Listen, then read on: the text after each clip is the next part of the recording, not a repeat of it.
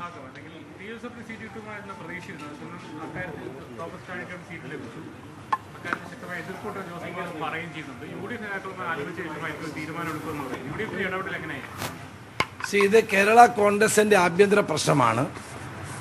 ആ പ്രശ്നം രമ്യമായി അവർ പരിഹരിക്കുമെന്നുള്ളതാണ് ഞങ്ങളുടെ ഇപ്പോഴത്തെയും വിശ്വാസം. അപ്പോൾ അതുകൊണ്ട് ഏതെങ്കിലും ഒരു കക്ഷിയുടെ ആഭ്യന്തര കാര്യങ്ങളിൽ UDF ഇടപെടേണ്ട ഒരു സാഹചര്യം ഇപ്പോൾ നിലവിലില്ല. അപ്പോൾ അത് പരിഹരിച്ചുകൊണ്ട് മുന്നോട്ട് പോകാൻ അവർക്ക് കഴിയും എന്നാണ് ഞങ്ങളുടെ വിശ്വാസം. ഏതായാലും UDF ഒറ്റക്കെട്ടായി ഒരുമിച്ച് മുന്നോട്ട് പോകും. സാധാരണഗതിയിൽ ചില സീറ്റ് വിഭജനവുമായി ബന്ധപ്പെട്ട് പലപ്പോഴും ചില പ്രശ്നങ്ങളൊക്കെ ഓരോ കക്ഷികളിലും ഉണ്ടാകാറുണ്ട്, പല കക്ഷികളിലും ഉണ്ടാകാറുള്ളതാണ്. അതൊരു പുതിയ കാര്യമൊന്നുമല്ല. പക്ഷേ UDF ഒറ്റക്കെട്ടായി ഒരുമിച്ച് തന്നെ മുന്നോട്ട് പോകും. പ്രശ്നങ്ങളെല്ലാം ഉണ്ടെങ്കിൽ അതെല്ലാം പറഞ്ഞ് പരിഹരിച്ച് മുന്നോട്ട് പോകും. അപ്പോൾ അതിന് കേരള കോൺഗ്രസിന് തന്നെ കഴിയും അവരുടെ പ്രശ്നങ്ങൾ പരിഹരിക്കാൻ. അവരാദ്യം അത് പരിഹരിക്കാനുള്ള ശ്രമങ്ങൾ നടത്തിക്കൊണ്ടിരിക്കുകയാണെന്നാണ് എൻ്റെ വിശ്വാസം. അപ്പോൾ അതുകൊണ്ട് അതും UDFും ഈ കാര്യം ഞങ്ങൾ ശ്രദ്ധിച്ചുകൊണ്ടിരിക്കുകയാണ്. കൺവീനർ പറഞ്ഞത് ഈ വിഷയത്തിൽ ഇടപെടുന്നു. ഇപ്പോൾ തന്നെ ഇടപെടൽ പ്രതികരിച്ചത് അങ്ങനെയായിരുന്നു. UDF നേതാക്കൾ ഈ വിഷയത്തിൽ അവരെത്തിയതിനു ശേഷം അവരുമായി സംസാരിച്ച് പ്രശ്നത്തിന് പരിഹാരം കാണുമെന്നായിരുന്നു ഇന്നലെ PJ ജോസഫ് പറഞ്ഞു. അത് ഞാൻ ശ്രദ്ധിച്ചു. ആദ്യം ഒരു പാർട്ടിയുടെ ആഭ്യന്തര കാര്യങ്ങളിൽ ഉള്ള അവരുടെ പ്രശ്നങ്ങൾ അവർ തന്നെ പരിഹരിക്കാനുള്ളതാണ് ഏറ്റവും ആദ്യം ചെയ്യേണ്ടത്. അത് പരിഹരിക്കപ്പെടണം എന്നാണ് ഞങ്ങളുടെ ആഗ്രഹം. അതല്ലെങ്കിൽ പിന്നെ എന്തുണ്ടെന്നുള്ള കാര്യം ഞങ്ങൾ കൂട്ടായി ആലോചിച്ച് തീരുമാനിക്കും.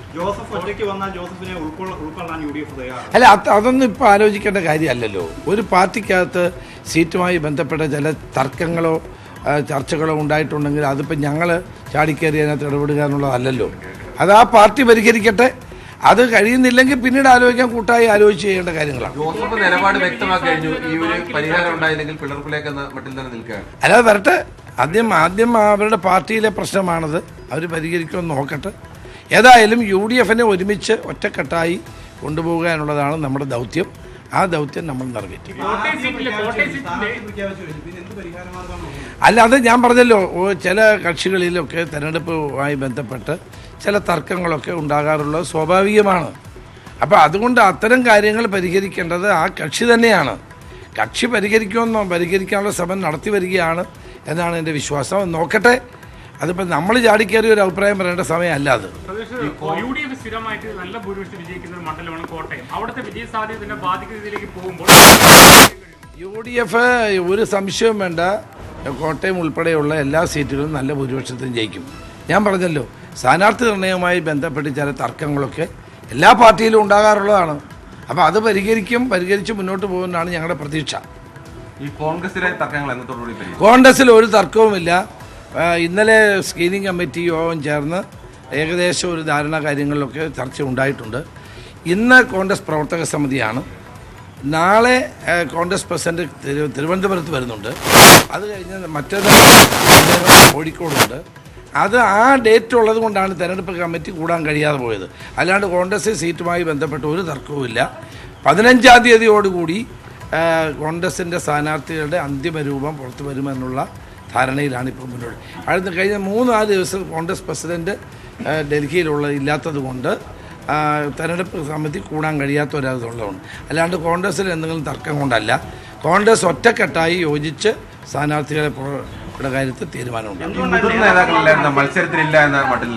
അല്ല, അങ്ങനെയല്ല. ചില ആളുകൾക്ക് മത്സരിക്കണം താല്പര്യമുണ്ട്, ചിലർക്ക് മത്സരിക്കേണ്ടാന്ന് താല്പര്യം. അതൊക്കെ സ്വാഭാവികമല്ലേ ഒരു പാർട്ടിക്കകത്ത് സീറ്റുകൾ. കേരള കോൺഗ്രസ് പ്രശ്നങ്ങളെക്കുറിച്ച് രമേശ് ചെന്നിത്തല മാധ്യമങ്ങളോട് സംസാരിക്കുകയായിരുന്നു. 4 ദിവസം ഇത് വന്നത് ഇതുകൊണ്ടാണ്. കോൺഗ്രസ് പ്രസിഡന്റ് ഇല്ലാത്തത് കൊണ്ടാണ്. മാത്രവുമല്ല, തെരഞ്ഞെടുപ്പ് 3-ാം ഘട്ടത്തിലാണ്. ഇഷ്ടംപോലെ സമയമുണ്ട്. ഒരു പ്രശ്നം ഞങ്ങൾക്കില്ല. അത് പണ്ട് അവർ അങ്ങനെ തന്നെയാണ്. നേരത്തെ പ്രഖ്യാപിക്കാറുണ്ട്, നേരത്തെ തോക്കാറുമുണ്ട് അവർ. അതൊന്നും ഒരു വിഷയമല്ല എന്നുള്ള വിശ്വാസം എനിക്കൊന്നുമില്ല. അവർ ശക്തരും നല്ല സ്ഥാനാർത്ഥികളാണെന്നുള്ള വിശ്വാസം ഞങ്ങൾക്കില്ലല്ലോ. അവരേറ്റവും ദുർബലമായ സ്ഥാനാർത്ഥികളെയാണ് LDF നിർത്തിയിട്ടുള്ളത്. അതൊന്നും ഇവിടെ ഒരു വിഷയമേ അല്ല ഞങ്ങൾക്ക്. പണ്ട് അവർ നേരത്തെ പ്രഖ്യാപിച്ചിട്ടുണ്ട്, നേരത്തെ തോറ്റിട്ടുമുണ്ട്. അതൊന്നും വലിയ വിഷയമൊന്നുമല്ല. 3-ാം ഘട്ടത്തിലാണ് തെരഞ്ഞെടുപ്പ് നടക്കാൻ പോകുന്നത്. ആദ്യ ഘട്ടത്തിൽ നടക്കുന്ന തെരഞ്ഞെടുപ്പുകളെ പോലും സ്ഥാനാർത്ഥികളെ നിർണ്ണയിക്കും. ഞങ്ങളൊരു ഓൾ ഇന്ത്യ പാർട്ടിയാണ്. ഞങ്ങളുടെ സ്ഥാനാർത്ഥിത്വം തീരുമാനിക്കുന്ന ഓൾ ഇന്ത്യ കോൺഗ്രസ് കമ്മിറ്റിയാണ്. അപ്പോൾ അതിൻ്റേതായ സമയമെടുക്കും. ഞങ്ങൾ CPM ഒരു പ്രാദേശിക പാർട്ടിയാണ്, അവർക്ക് ഇവിടെ തീരുമാനിക്കാം. അപ്പം അതുകൊണ്ട് നേരത്തെ പ്രഖ്യാപിക്കുകയും നേരത്തെ തോക്കുകയും ചെയ്യുന്ന രീതിയാണ് ഇടതുപക്ഷത്തിനുള്ളത്. അല്ല, അതായിരുന്നു ഞങ്ങളുടെ ലക്ഷ്യം അതായിരുന്നു. പക്ഷേ KPCC പ്രസിഡന്റ് യാത്ര 1-ാം തീയതി വരെ നീണ്ടുപോയി. അപ്പം അത് കഴിഞ്ഞിട്ട് പിന്നെയുള്ള ചർച്ചകളും കാര്യങ്ങളും വന്നതുകൊണ്ടാണ്. അല്ലാണ്ട് വേറെ പ്രശ്നങ്ങളൊന്നുമില്ല. UDF ഒറ്റക്കെട്ടായി മുന്നോട്ട് പോകും. കോൺഗ്രസിനകത്ത് സ്ഥാനാർത്ഥി നിർണയവുമായി ബന്ധപ്പെട്ട ഒരു പ്രശ്നവുമില്ല. ഈ നിർണായക തെരഞ്ഞെടുപ്പിലെ വ്യക്തികളുടെ താല്പര്യത്തിനായിരിക്കും അതോ കോൺഗ്രസിന്റെ താല്പര്യത്തിനായിരിക്കും ഈ മുതിർന്ന നേതാക്കളുടെ സ്ഥാനാർത്ഥി സംബന്ധിച്ച്? കോൺഗ്രസിന് ഏറ്റവും വിജയ സാധ്യതയുള്ള സ്ഥാനാർത്ഥികളെ ആയിരിക്കും നിർത്തുന്നത്. അതിനുള്ള ചർച്ചകളാണ് നടക്കുന്നത്. ഇതിനകത്ത് ഒരു തർക്കങ്ങളുമില്ല. ഞങ്ങളെല്ലാവരും യോജിച്ചാണ് ഈ കാര്യത്തിൽ മുന്നോട്ട് പോകുന്നത്.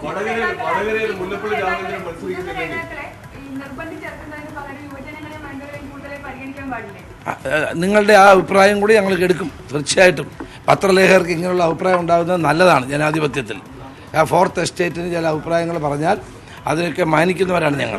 മുതിർന്ന നേതാക്കൾ മാറി നിൽക്കുന്നത് പരാജയ രീതി മൂലമാണെന്നുള്ള പ്രചാരണം വരുന്നത് ജയസാധ്യതയെ ബാധിക്കും. ഒരിക്കലും ആര് പറഞ്ഞ് മാറി നിൽക്കുന്നതെന്ന്, അല്ലെങ്കിൽ മാറി നിന്നാൽ ഈ കോൺഗ്രസ് സ്ഥാനാർത്ഥികളുടെ ദാരിദ്ര്യമുണ്ടോ? കോൺഗ്രസിൽ പ്രമുഖരായ ധാരാളം സ്ഥാനാർത്ഥികളുണ്ട്. അവരൊക്കെ നല്ല നിലയിൽ ഞങ്ങളത് പരിഗണിച്ചുകൊണ്ടിരിക്കുകയാണ്. അപ്പോൾ നമ്മളെ സംബന്ധിച്ചിടത്തോളം സ്ഥാനാർത്ഥി ലിസ്റ്റ് പുറത്തു വരുമ്പോൾ നിങ്ങൾക്ക് മനസ്സിലാകും ഏറ്റവും എഫക്റ്റീവായ സ്ഥാനാർത്ഥികളായിരിക്കും ഉണ്ടാകുന്നത്. അത് ചെറുപ്പക്കാരുണ്ടാകും, അത് സ്ത്രീകളുണ്ടാകും, പുതിയ തലമുറയിൽപ്പെട്ടവരുണ്ടാകും, പുതുമുഖങ്ങളുണ്ടാകും. അതെല്ലാം വെച്ചുകൊണ്ടായിരിക്കും മുന്നോട്ട് പോകുന്നത്. ഞങ്ങളുടെ സ്ഥാനാർത്ഥി നിർണയത്തെ സംബന്ധിച്ചിടത്തോളം ഒരു തർക്കവും ഇപ്പോൾ നിലവിലില്ല. അങ്ങനെയുള്ള വാർത്തകൾ അടിസ്ഥാനരഹിതമാണ്. ഈ ഇലക്ഷൻ കമ്മിറ്റി കൂടാനുള്ള 3-4 ദിവസത്തെ ഒരു താമസം ഒരാഴ്ചക്കുള്ളുണ്ടാവും ഉറപ്പിച്ച് പറയാനോ? ഞാൻ പറഞ്ഞല്ലോ 15-ാം തീയതി വൈകിട്ടോടു കൂടി ഏകദേശം ഉണ്ടാകുമെന്നാണ് ഞങ്ങളുടെ വിശ്വാസം. അതൊന്നും ഞങ്ങളിപ്പം എല്ലാ കാര്യങ്ങളും എനിക്ക് പറയാൻ പറ്റുമോ? ഞങ്ങൾ ചർച്ച ചെയ്തുകൊണ്ടിരിക്കുന്ന വിഷയങ്ങളാണ് ഇതെല്ലാം. അപ്പോൾ അതുകൊണ്ട് ഞങ്ങളുടെ സ്ഥാനാർത്ഥി ലിസ്റ്റ് വരുമ്പോൾ നിങ്ങൾക്ക് അതെല്ലാം ബോധ്യപ്പെടും.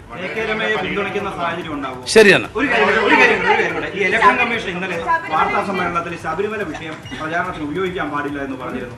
അത് തെരഞ്ഞെടുപ്പ് കമ്മീഷന്റെ ഒരു റൂളിലും ഞാനിത് കണ്ടിട്ടില്ല. ശബരിമല വിഷയം സ്വാഭാവികമായും കേരളത്തിൽ ചർച്ചാ വിഷയമാകുന്ന ഒരു കാര്യമാണ്. മതപരമായ മതധ്രുവീകരണം ഉണ്ടാക്കാനോ മതവിദ്വേഷം ഉണ്ടാക്കാനോ ഉള്ള പ്രവർത്തനങ്ങൾ ഉണ്ടാകരുതെന്നാണ് സാധാരണ തെരഞ്ഞെടുപ്പ് ചട്ടത്തിലുള്ളത്.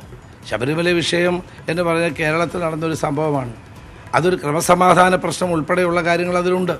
അത് ചർച്ച ചെയ്യപ്പെടാൻ പാടില്ല എന്ന് പറയുന്നതിനകത്ത് എന്ത് പ്രസക്തിയാണുള്ളതെന്ന് എനിക്കറിയില്ല.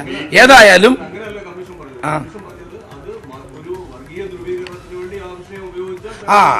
അതേതായാലും ഞങ്ങൾ ആ കാര്യം നാളെ രാഷ്ട്രീയ പാർട്ടികളുടെ യോഗം വിളിച്ചിട്ടുണ്ട്.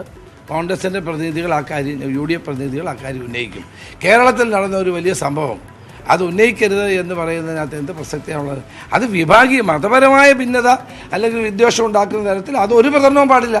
ശബരിമല മാത്രമല്ല, അത് ഒരു തരത്തിലും ഒരു സ്ഥാനാർത്ഥിയും അല്ലെങ്കിൽ പ്രചരണ രംഗത്തോ ആരും ഉന്നയിക്കാൻ പാടില്ലാത്ത കാര്യമാണ്. ഈ പ്രത്യേക വിഷയം സ്വാഭാവികമായി ചർച്ച ചെയ്യപ്പെടുന്ന ഒരു വിഷയമല്ലേ? അത് ആരെങ്കിലും മാറ്റി നിർത്താൻ പറ്റുന്നതാണോ? പക്ഷെ അത് ഏതെങ്കിലും ഒരു മതവികാരത്തെ വ്രണപ്പെടുത്തുന്ന തരത്തിലോ മതവിദ്വേഷം ഉണ്ടാക്കുന്ന തരത്തിലോ ഉണ്ടാകാൻ പാടില്ല എന്നുള്ളതാണ് തെരഞ്ഞെടുപ്പ് ചട്ടം. അപ്പോൾ അതുകൊണ്ട് ഏത് സാഹചര്യത്തിലാണ് ഇലക്ഷൻ കമ്മീഷൻ അങ്ങനെ പറഞ്ഞതെന്ന് എനിക്കറിയില്ല. ഏതായാലും നാളത്തെ യോഗത്തിൽ ഞങ്ങളത് ഉന്നയിക്കുന്നുണ്ട്. നമ്മുടെ തെരഞ്ഞെടുപ്പ് രാഷ്ട്രീയ കക്ഷികളുടെ യോഗം വിളിച്ചിട്ടുണ്ട്, അത് ഞങ്ങൾ ഉന്നയിക്കുന്നുണ്ട്.